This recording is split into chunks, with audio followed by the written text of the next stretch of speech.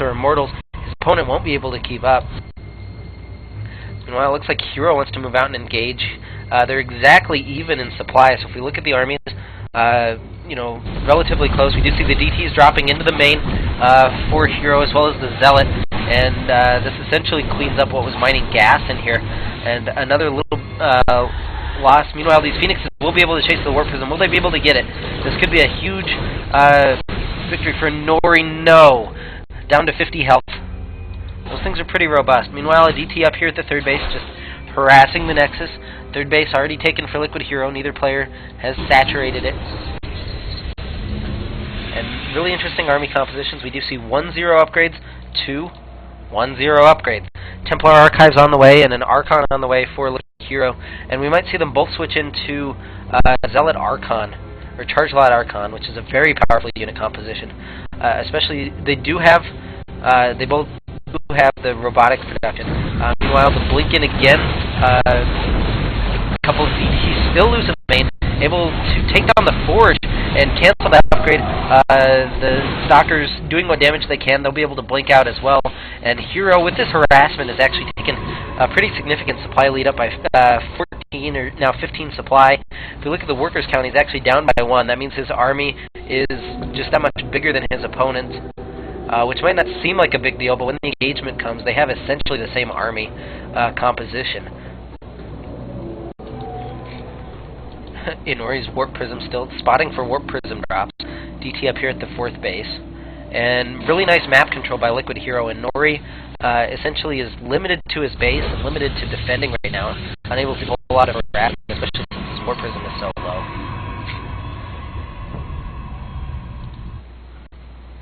And both players stocking up things. If we look at the Colossus count, it's getting a little ridiculous for both players. 6 Colossus for Inori to the 9 of LiquidHerO, and it looks like Hero's ready to go. Almost maxed out, 184 to 176, and he'll meet up with his Stalkers, and we'll see how this fight goes.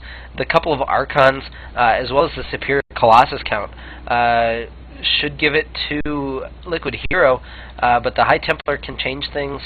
Actually, he can't. He doesn't have Storm or anything. So I'd say LiquidHerO in a little bit better position than Inori right now, putting down the proxy pylon at the front. The DT going into the third base. There is a cannon there, so he has to be careful about what he kills. Just picking off a couple of probes. Actually, 20 workers killed now to 8. So really well done by LiquidHerO with this DT harassment. This pylon nearly done, so Hero will be able to reinforce. The Stalker's blinking into the main, able to take out a couple of cannons and just do what damage they can. A nice warp in here from Inori, and he should be able to clean it up with relative ease. A couple of Phoenixes still flying around, and Hero does have to back off now. But he's maxed out, and we'll probably see them in soon. He has 2-0 upgrades to the 1-0 of his opponent, so he has basically every advantage in the book. And so many Colossi. This is just War of the Worlds coming down now. He even has a Warp Prism, and he's going to load up a couple of Zealots into it. Hopefully the rest of those Zealots don't follow him into their death. Whoa, my mouse. I'm sorry about this, guys. You know, these Stalkers actually catching that Phoenix there. That's an important little catch.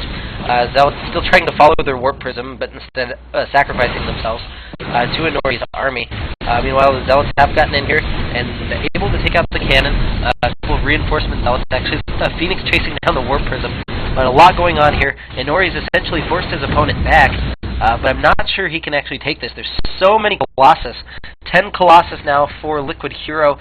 I believe there's 7 for Inori. And Inori trying to engage here.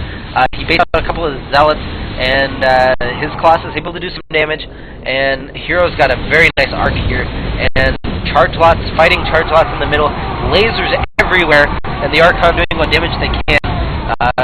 It does look like Inori's supply dropping way too fast, and he has to fall back. There's so many Colossus from LiquidHerO. There's the GG from Inori, and a nice win for Hero as his Stalkers move out across the map. More Zealots in the main doing harassment damage, and DTs actually took out the third base during this fight. So really well played by LiquidHerO, and a really fun game to watch.